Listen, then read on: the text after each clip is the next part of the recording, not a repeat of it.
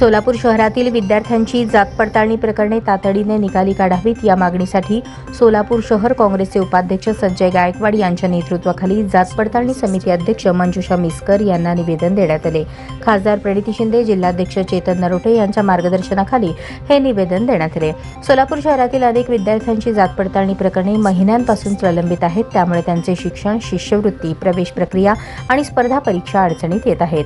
काँग्रेसने मागणी केली की सर्व प्रलंबित प्रकरणे निकाली काढण्यासाठी विशेष मोहीम राबवावी, शाळा महाविद्यालय स्तरावर एक खिडकी योजना सुरू करावी आणि आधार क्रमांक व प्राथमिक प्रमाणपत्रावर तात्पुरता प्रवेश द्यावा।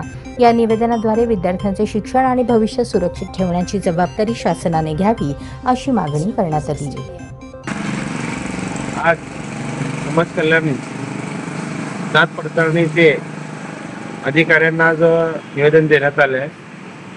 आमचे मार्गदर्शक प्रणितताई शिंदे व शहराध्यक्ष चेतनभाऊ नरोटे यांच्या मार्गदर्शनाखाली निवेदन देण्यात आलं।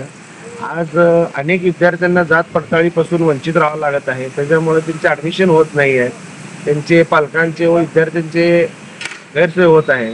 त्यासाठी आज त्या संबंधित अधिकाऱ्यांना निवेदन देऊन मागणी केली की लवकरात लवकर हा प्रश्न लवकरात लवकर सोडून सगळ्यांचे ॲडमिशन व्हावं, कुणाचंही वर्ष वाया न जाता त्यांना न्याय देण्याचं काम करावं ही विनंती केली।